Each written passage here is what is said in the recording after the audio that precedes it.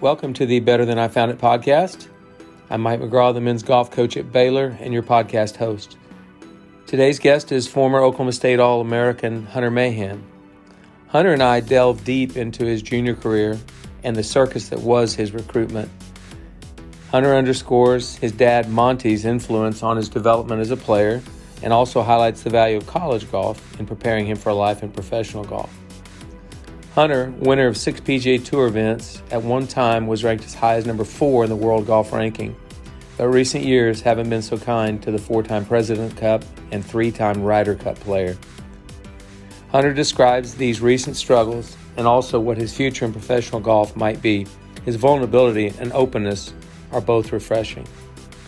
What I liked most about this interview was Hunter beaming with pride when he talked about his wife Candy and their 4 beautiful children. Hunter Mahan, professional golfer. Hunter Mahan, family man. I hope you enjoy the listening.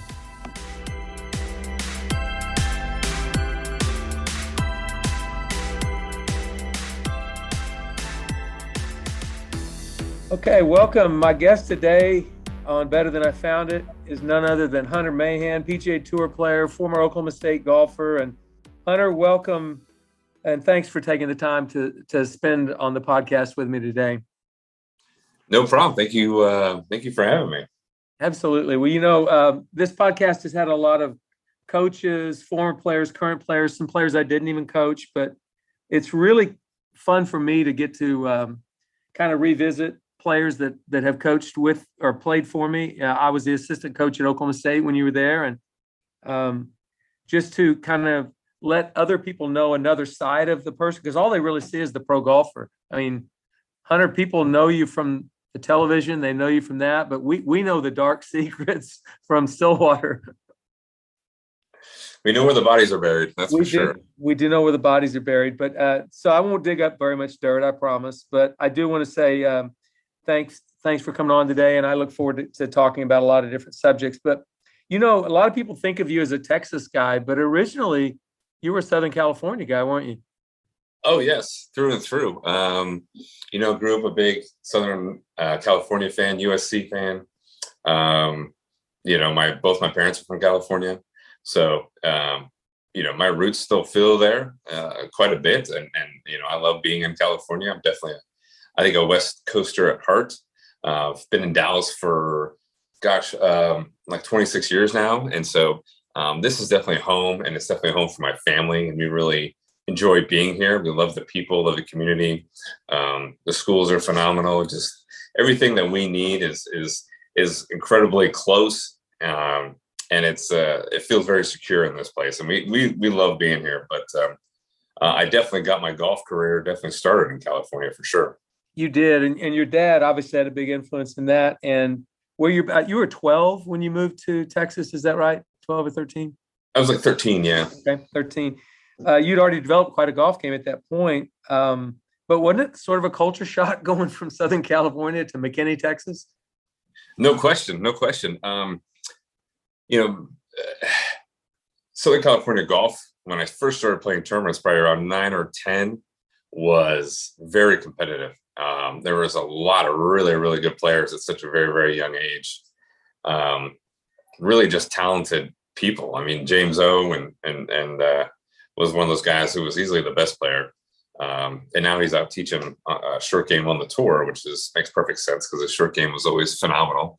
And he's doing a great job with a lot of guys, but it was super competitive and guys were really good at a young age. And it seemed like when I got started, I was behind by a few years to some of these guys. But, when it comes to like men's golf, you can see guys grow up a little faster physically, and all of a sudden they've got a big head start on everybody else, but they don't really have a head start. They just started in a different place. And so by the time you guys get up through high school and college, everything kind of levels itself out in terms of talent and size and maturity. So it was a shock. I think just going from California, where it seemed uber competitive and the amount of players was massive. Like it was even hard to get into junior golf tournaments. I actually went out to the desert quite a bit and played. There was just a lot more tournaments and a lot less players. So it was a little bit more fun. And when I came to Texas, still competitive, but just not as many players. golf here, there's a few months where it's not awesome to play. So it was definitely different. But still a ton of tournaments. North Texas PGA was a great place to play. Then I developed into AJGA events after that. And, I wasn't really a big kid. It took me time to kind of get bigger and stronger and be able to kind of need to hit the distances that I needed to. And just kind of the competition was great and just grew up through the AJGA. And my competitive and I think my game just seemed to get better and better through every tournament I played. Yeah, it's funny because Texas and California annually produce the best junior golfers. It's just the way it is. And there's obviously a larger population and better weather out in California by and large. So you end up with a lot of competitive players, and you felt like you were behind, but you obviously didn't take long to develop into one of the best junior players in the country here in Texas. By the time I got into college coaching, you were already one of the best junior players. I remember seeing you in Austin at the Tom Kite junior. I think you won that week, and I came back and told Mike Holder about you, and he was pretty impressed. In fact, getting into sort of the recruiting aspect of it, I was Mike's assistant, and either Mike or I saw you hit every shot for over 2 years. And that ought to be against the law, I mean, come on. I don't know if you can do that nowadays. That could be deemed stalking in college golf, and you could probably get kicked out for that. You thought it was normal. All these coaches were following you. I mean, it was a throng of coaches. It was almost too deep on the fairway. There were so many. That had to be a circus for you. What was your perspective on that? Because I know what our perspective was. We've got to see Hunter see us. He's got to see us. But what was your perspective? I was probably a little oblivious at the time to the attention and I think the size and impact of going to college. I don't think you can relate being just a high school kid when everything is, you've got I had my dad there, and my teacher, Randy Smith, at the time was right there. So it felt very secure in that place. And it was amazing that my parents put so much time into me, and we traveled so much for one summer because I played sparingly, but I was a good player, just getting better and better. And then one summer we just hit the road for like 8 weeks in a row. And it was like, it's an investment in the future of my college golf career and going to college, because it's not like college is free. So you're going to earn a scholarship, or you're going to have to, go somewhere and pay and play your way on. For me, it was like such a natural little progression of getting better and better and better that it sort of made it easier to kind of, because I felt like I popped, I was a good sophomore, but then I popped my junior year and I became a big hit, I feel like. So I didn't have like a bunch of years of a bunch of coaches following me. It felt like there was a nice steady progression. Ryan Hibble was a great player, and he was good it felt like forever. He was just awesome for a long time. And it was strange because a lot of Texas schools kind of followed me, but not a whole lot of Eastern schools, because they all felt like I was going to stay in Texas or go west, which I really didn't have a preference. I was kind of, I grew up a big USC fan. And then being, obviously Oklahoma State up the road, just a powerhouse forever, was always on my radar, and understood that. So it was it was just a lot of fun, but literally making the decision and having to make a decision and then going, I really didn't go on many visits, because I did feel like I kind of was like, I'm either going to go here or there. And in the end, it wasn't actually a circus. It felt more concentrated into what I really knew, kind of what I wanted and where I wanted to be. And even then I screwed it up. I only had two options, and I actually kind of made the wrong choice. So, I had a 50-50 chance, and I kind of messed it up. Luckily I got a reprieve, something that doesn't totally happen in Oklahoma State and under Coach Holder. So, things happen in mysterious ways. And I think I was better for the struggle of kind of going from SC and flipping over to Oklahoma State. That's interesting. You should admit that is a different perspective. We thought you might think it was the most ridiculous thing ever for all of us following you, but as you're right, as it got down to that last summer, it had been less and less schools because a lot of them bowed out, or you may have told some of them that you weren't going there. But But before we get to the end of that recruiting situation, talk about your dad's influence. I know Randy Smith had a big influence on your golf swing and how you developed it. He's a wonderful instructor. I just think Randy's great. But your dad had a major influence on how you played the game and kind of your competitiveness. I mean, your dad was pretty competitive. He was super competitive. I think he loved to play golf. And I think I was a little bit of an opportunity of his opportunity to kind of make it and put really the time in. I think he just had a bunch of interests as a kid and didn't really know what he wanted to do. So he liked to surf and play tennis and golf. He even raced motorcycles for a while. He just liked a lot of things. And I think he wishes he could have focused a little bit more on golf. And I think he wanted to help me realize that to get there, it's going to be a challenge. And I want to give him the best opportunity that I can. And maybe, being a dad now, looking back on it, you do really realize that parents really don't know what they're doing. We're just making it up as we go. We're just trying very, very, very best to make the best decisions we can for our children. But no parent, I mean, unless you're somehow have a medical degree, a psychology degree, and I have worked with young students teaching a sport or something else, you really have no idea what you're doing. You're just trying to ask questions and you're just trying to do your best to communicate with your child and making sure that everybody knows that we're just trying to help you move along in your life, because children, kids, high school kids or whatever, even college kids, I would call them kids nowadays, they don't even know what's in front of them. They're so living in the moment that it's hard to relate to them and say, hey, we're thinking 5-10 years into the future. And that's something hard for kids to realize. And I think my parents really wanted me to always see that.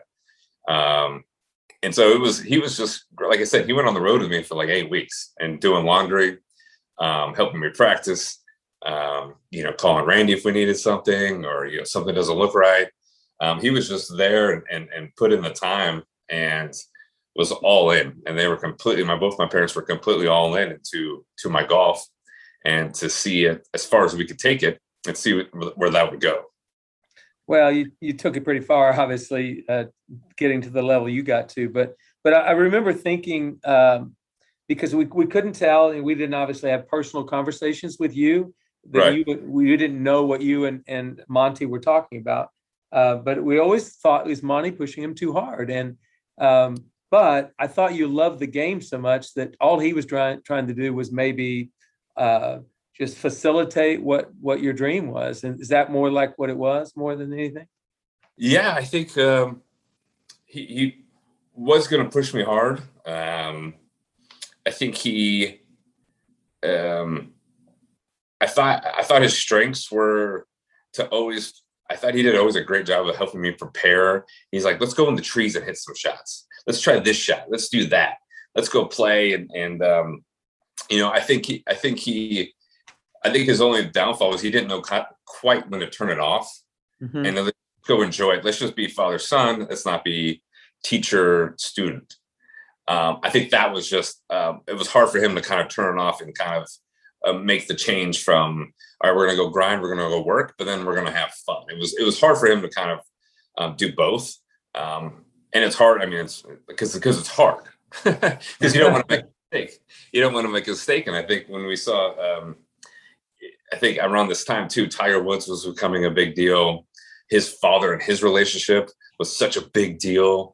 How hard they worked and, all the things they did. And it was sounded almost militant, even though I remember watching the documentary of Tiger and Earl, which was kind of, it was kind of crazy. I didn't really enjoy it, but I loved their relationship. And you saw that Tiger was Tiger. He was great early on. And you could tell that Earl was just kind of enjoying the ride and he gave him some stuff, but Tiger, I mean, it was obvious that Tiger was going to be great, but it felt like, man, if you're not pushing your kid or making them the very best that they can be at that moment, he might fall off. You just don't know. And so I think he just maybe held on too tight. But in the end, that's totally okay. I like I said, I enjoyed playing golf. I enjoyed the competition with the guys. I thought he did a great job when we had a tournament. We didn't play well. He's like, hey, we're just always going to work and we're always going to practice. We're always just going to try to get better. And the work ethic that kind of got inside of me, I think was, at the time felt like, I don't know if this is too far or not, but at the time, but looking back on it, it was great. I mean, I really had so much fun, and having those times with him that we were so close together were really special. Like, I hope I have I've got 4 kids, and I was an only child. I don't know if I'm going to have that much time with my kids, but I hope I do. I hope I have moments where I can just kind of be with them and just be there. I don't have to I don't feel like I want to do anything as much as I just kind of want to be there. If they have questions, but I would be there to help and facilitate as best I could. But just to kind of be there, I think was something more special than you realize at the time.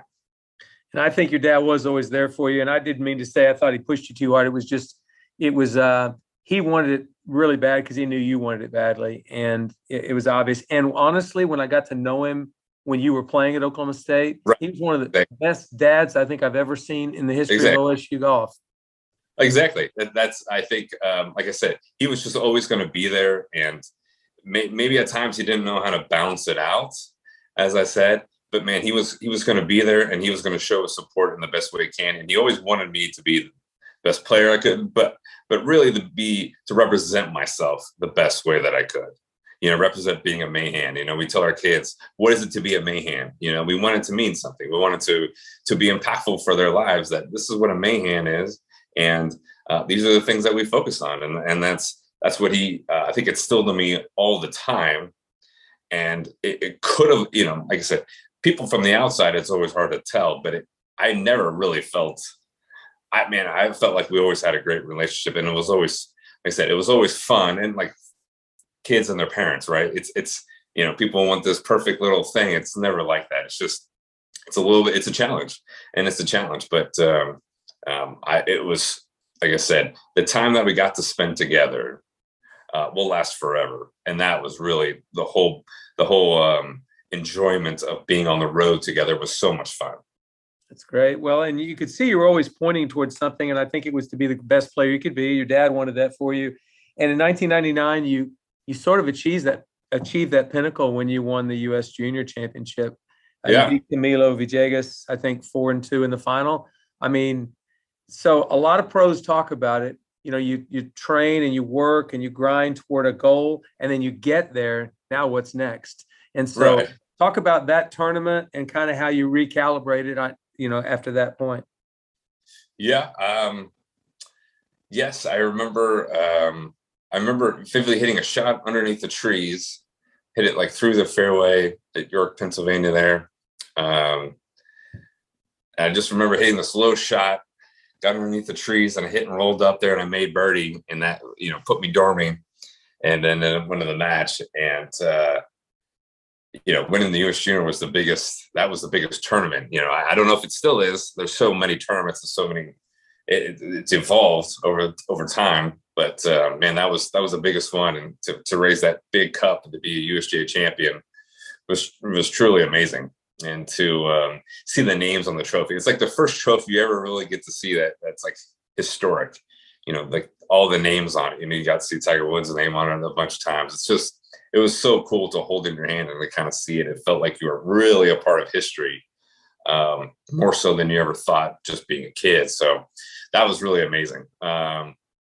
And then I think went to USC. Then I went to, I think I hadn't made my choice yet of going to college. So I was going to, and then the recruiting, I think, was figuring out where I wanted to go to school after that was kind of the big decision.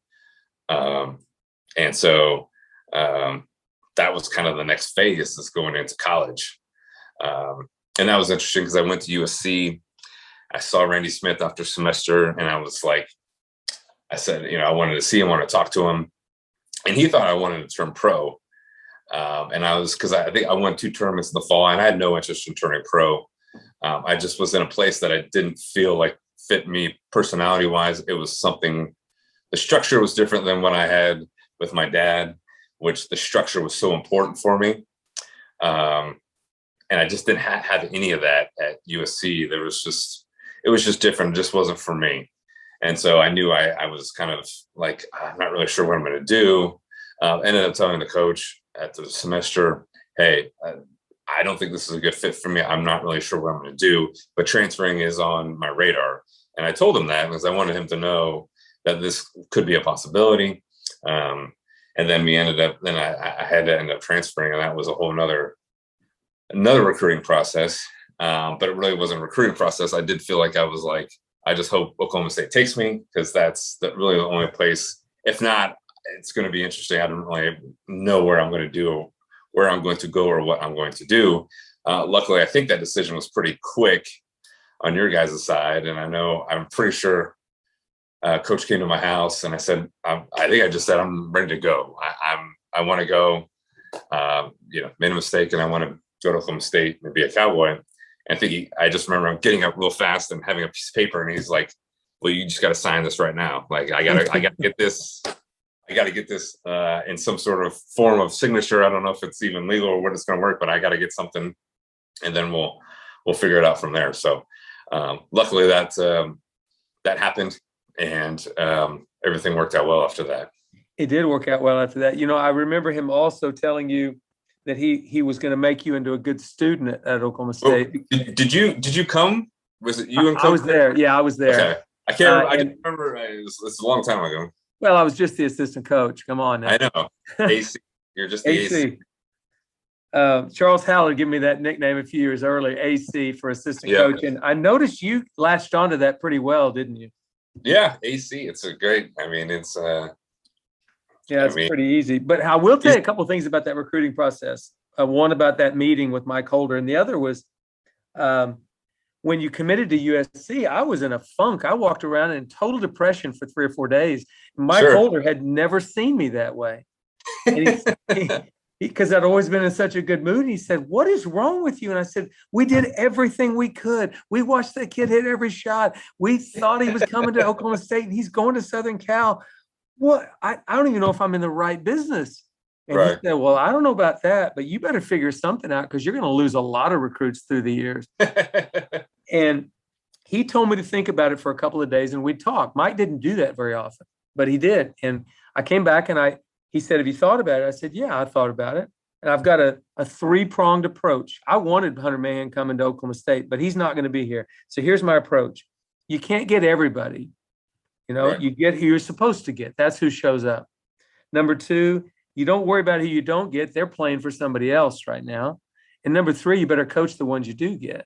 And he thought, that's pretty good advice, McGraw. Good job. But Mike had told me, you can't worry over this. It's just not going to work. And I've always tried to tell young coaches, when you lose a recruit, it should hurt for about 5 minutes and move on to the next recruit. The other thing is, I remember Mike telling me, he said, Hunter's grades were not as good at Southern Cal. And I contend it's because you weren't very happy. You just wanted. It was 2 parts. One, I was completely out of my comfort zone in so many ways. And then 2, I just didn't go to class. Okay. So that hurt. I realized that if you didn't go to class, that hurt. I put 0 effort in.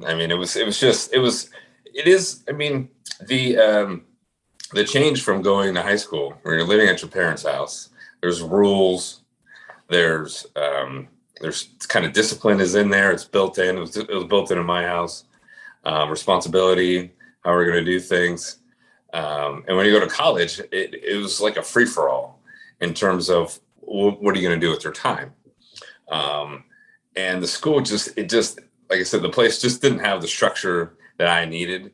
I just wasn't mature enough to handle everything and to handle myself the right way. I was used to being, my dad helped me so much that I didn't make too many decisions almost on my own at the time. And then it was like, now I have to make every decision. And there was almost too much freedom. It needed to tighten up a little bit. And so that's why Oklahoma State was really the obvious choice, because I knew it was going to be tight. It was going to be a tight ship. And it wasn't just the coaches who were on board, because you're recruiting the certain players that are going to be on board with what you're teaching and what the standard is and what you're trying to accomplish while you're there. Well, that I think Mike Holder, honestly, I think that was probably the best fit for you because, as you said, you needed structure. Mike was a master at structure. I mean, there Yeah. was a lot of that. And his discipline and his toughness, his tough love, if you will, might have felt uncomfortable at times, but I know it was really good for you personally. Oh, it's great. Like he always had I'm not sure how recruiting was for you, knowing that, I mean, coach had he had, people knew him a certain way. I mean, it was very obvious what Oklahoma State was. And there was a lot of players who left. So it was turnover was, they had some turnover more than maybe other schools. And it was, some kids want to go to different schools for different reasons. I think you went to Oklahoma State to win tournaments, to win, Big 12 championships and win national championships. That's kind of what the whole point was, in coach's eyes. And accountability and discipline for young people is challenging for some of them. And it's, but as you said, there was an incredible balance of structure and not much structure in terms of allowing the players to figure out how they're going to practice and how they do things, and how are we going to become a team sort of at the same time. There needs to be some healthy competition, but we also need to play. We also need to be a team and to push each other to get better, because if we all get better, that's going to lead to great things. It really did. And, the 2 years you were at Oklahoma State, you were first team All-American both years. You won the Fred Haskins Award, the Jack Nicklaus Award. You shared the Ben Hogan Award with Ricky Barnes. And we haven't even talked about, you almost won the U.S. Amateur there during your time at Oklahoma State. So your success was excellent while you were there. But also it was a shot in the arm for Oklahoma State. We'd had a couple of years of not such good play and so when Mike Holder got a second shot at getting you to come to Oklahoma State, that was a big deal for us because we knew you'd be the shot in the arm we needed. And I'm going to say a couple of things about that. Your teammates, I don't think you ever realized how much they thought of you until I don't think you have any idea. I remember when I left and you guys really struggled the next year, basically with the same team. You added another player. It was an excellent player. But the team fell down dramatically. And so, and you texted me like, you don't know how much you're being missed. And I guess that's what's interesting to me is it's hard to be a leader, because it's authenticity is such a big part of kind of leadership and what we had. But I just remember, I felt like we weren't a very big team, but we were really tight. I think we really, really, really, really enjoyed being around one another. Yep. And we had just a great time. I think we had a lot of different personalities. We had people from different country, but I think we really just enjoyed being around one another. And that just, for some reason, it melted just right. Yours and coach's influence. And as coach always felt like, it always seemed like to me that he always pushed the best player, because the best player is going to push everybody else. He's going to pull everybody else kind of with him. And I think, I think I was happy. Yeah, like I said, the growth from the team from when I got there, and myself too, the growth of myself from when I got there and when I left, and the team success from when I left, it was dramatically different. And man, and it was, the guys put in the time and they put in the work. And I think we all just helped each other out through my whole 2 years there. Yeah. And your 2 years, you had a very interesting group of guys. You had Alex Noren, who would go on to be obviously a world-class golfer. And then you had some guys that weren't going to be world-class golfers. Zach Robinson, and you can't hit more practice balls than Zach Robinson, and Alex Noren tried, and you did. No. I mean, Zach worked at the game. And then Chris Clark, a fun-loving guy from England. We had an interesting mix of players. Really was.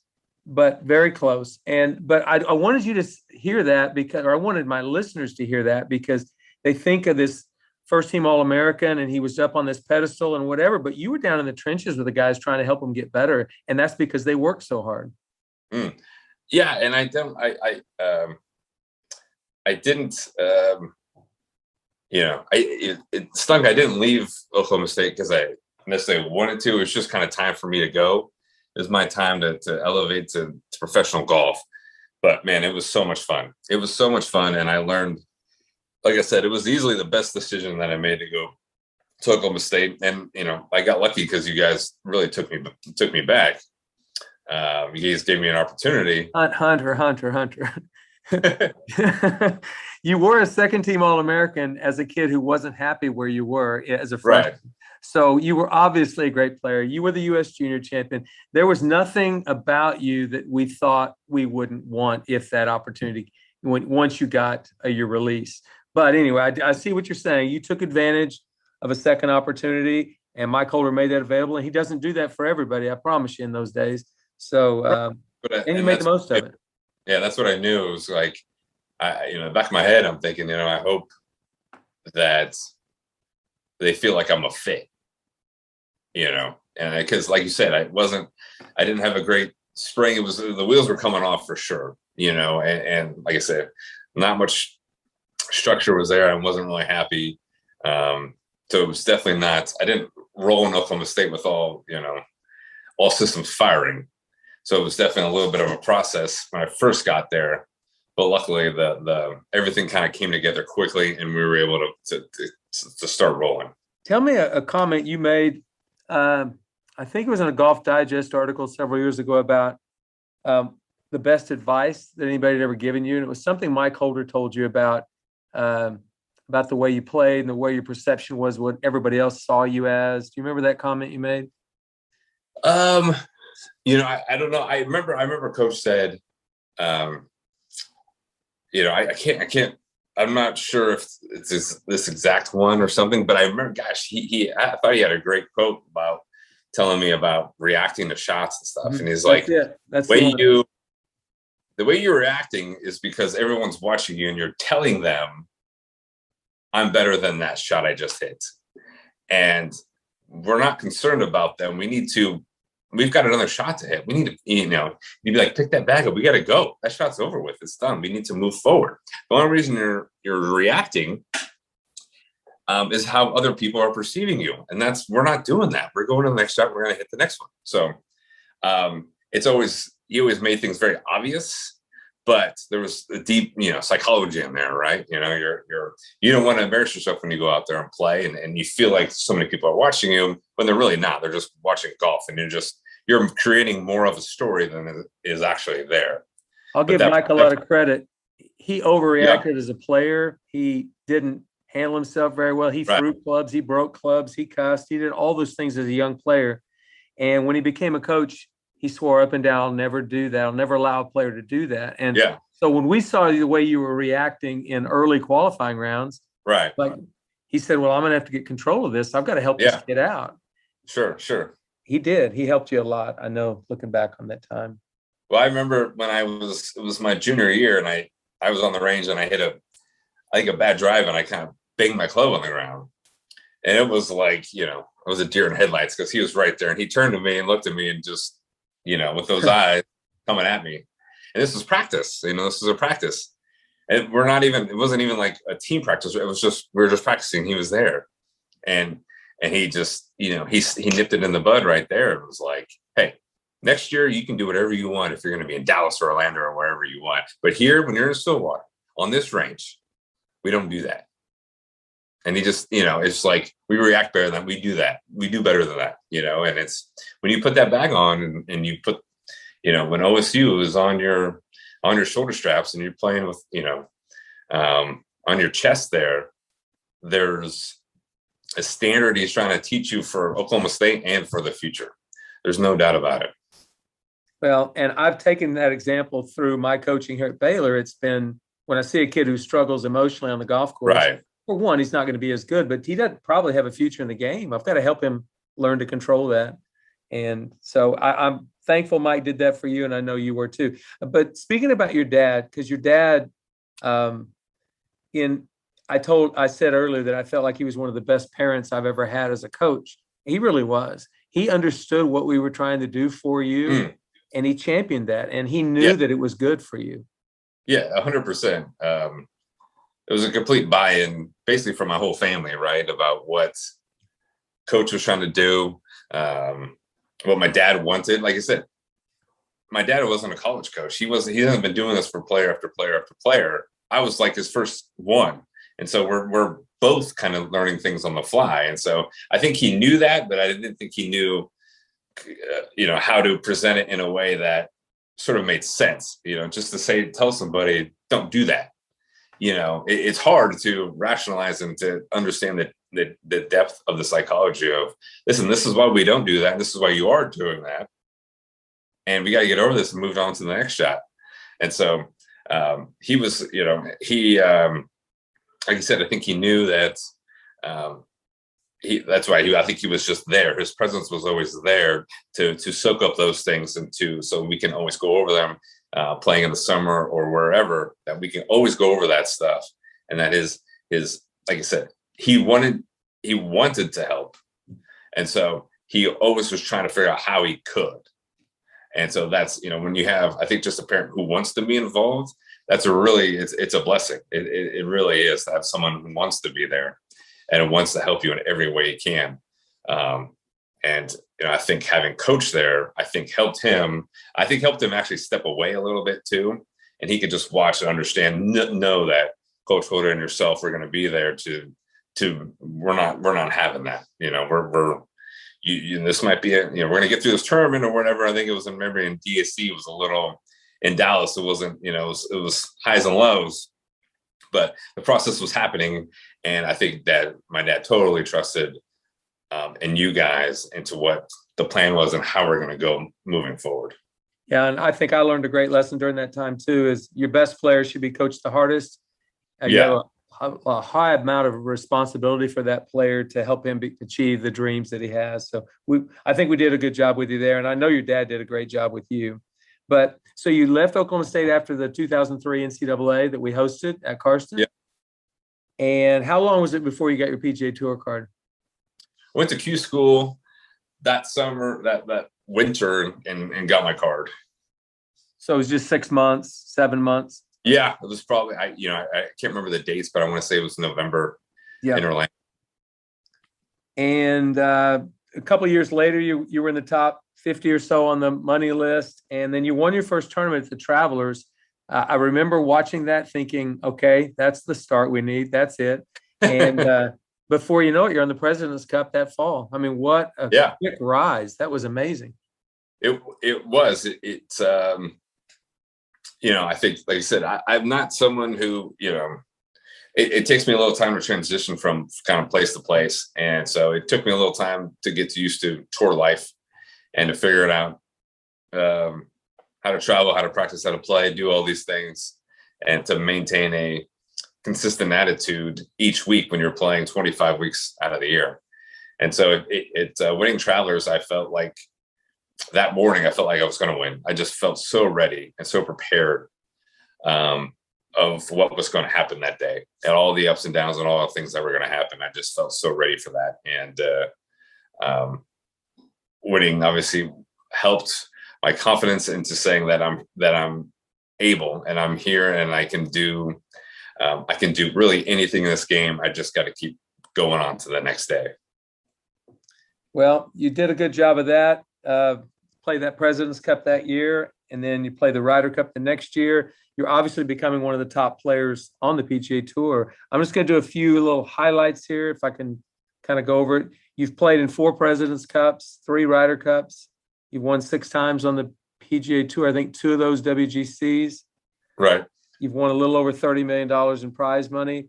You were the first player, and I'm not sure if you're the only player, but you were the first player to make it in the FedEx Cup era 8 consecutive years to the Tour Championship, and got ranked as high as number 4 in the world. I mean, that's right there is an incredible career if you just look at it like that, just in that snapshot. What do you think about that? That's about an 8-year stretch right there. Yeah, it was. Man, I'm proud of that. I think I have so much respect for the guys who play on the Canadian series or play in South America. I've seen some of the kids from SMU here go down to South America and play, and just grinding it out. man, I just feel like, the things that I've accomplished are just, I feel so proud of that. And took a lot of hard work through year after year, through junior golf, through high school, to college to get to those points. And so, I'm so proud of the things that I've accomplished on the PGA Tour in golf and in college. And so, standing here today, I feel darn proud of everything that I've done. And, to think, 39, having my career and everything, I'm pretty darn happy with everything that I've accomplished. And one of the great things in golf, I've gotten to see the world through playing golf. Got to see a lot of people, met a lot of people, and experienced a ton of amazing things. So, man, I feel pretty darn blessed to have done what I have done, and to have had so many people support me along the way, and to have so many great people around me the whole way. It's been a ton of fun, and to have a lot of people share this experience with has been so really amazing. And like I said, I just feel proud to have represented America, Oklahoma State. I was proud at USC, what we did for that 1 year. And like I said, I'm pretty darn happy with what I've done, up to this point. So you're only 39. I mean, yeah, you've got a lot of good golf ahead of you, I think. I know you've had some struggles in the last few years that have been well documented, and you've been vulnerable to talk about them. I don't want to beat a dead horse there, but it's like you're a healthy young man. You're only 39 years of age. There's got to be good golf ahead of you. There could be. I think, I know right now I'm pretty happy with just being home and being, it's weird to say, but I need to be here. I need to be taking care of my family. And this is kind of just where I want to be right now. So I don't know where golf is in the future, but I do know that I'm really happy to be right here. I hit my limit this year. We went to Truckee, and I said, I'm done. I can't go to another range and prepare for another tournament right now. I'm just done. I just can't physically do it anymore. And so we flew home, and we got there we got in Truckee Sunday, and I said, I got to go home. I said, I'm just done. It was a strange feeling, but it was the most clear thing I think I've ever experienced in my life. I was like, I need to go home. We need to get ready for the school year, and I want to be home and just get into this routine a little bit. And I gave it my all for the last, through the pandemic, played after that, and then played this year. I felt like, my family wasn't traveling very much, so it was just a little more challenging on the road by myself, and then being here. So I just hit my stopping point for right now. And so I feel really good about that decision, because it actually didn't feel like a decision. It felt like it was oddly made for me. And so when I play again, I don't know. But I'm very content right now and very happy. Well, I love hearing that. That tells me a lot about the perspective you have of life and the importance of family. So tell me about your family. I know Candy, your lovely wife, has had, you all have had 4 children together. So tell me about the whole family. Yeah. We've been married 10 and a half years. We got 4 kids. Zoe's 8, Miller's 6, Hazel's 5, and we have a 1-year-old. And they're just been the process of seeing them grow from babies to where they are now is crazy. It definitely gives you a different perspective on being a parent and being a child to parents, and to see that relationship flip in a weird way. And it's given me so much more understanding of my parents, and kind of the love I have for them. And this is easily, it's super challenging,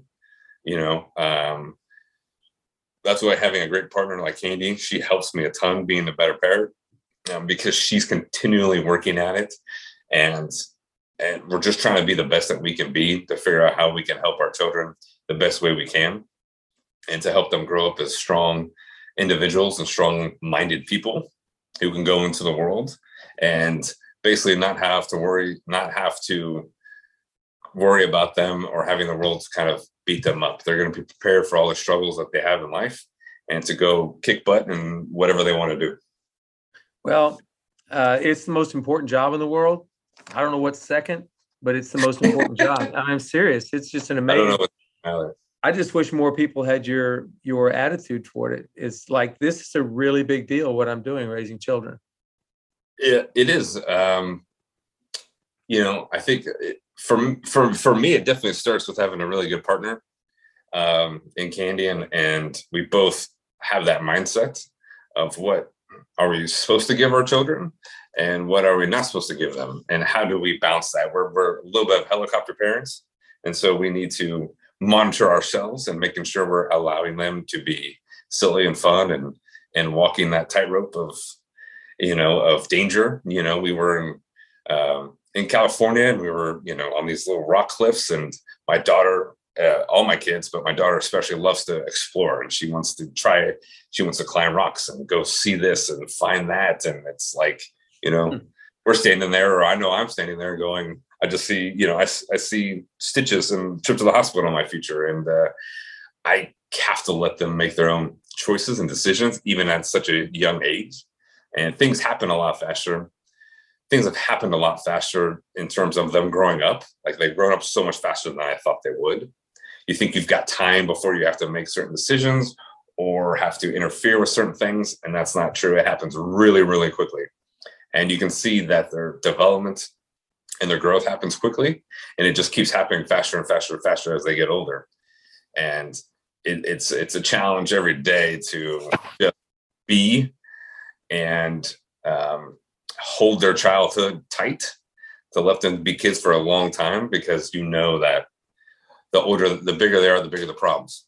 And so we really want them to be children and kids for a really, really long time, and to just do very, very simple things and just read books and play. They're not on phones, they're not on computers, they're just playing with each other, learning how to have conflict with each other and figure that out.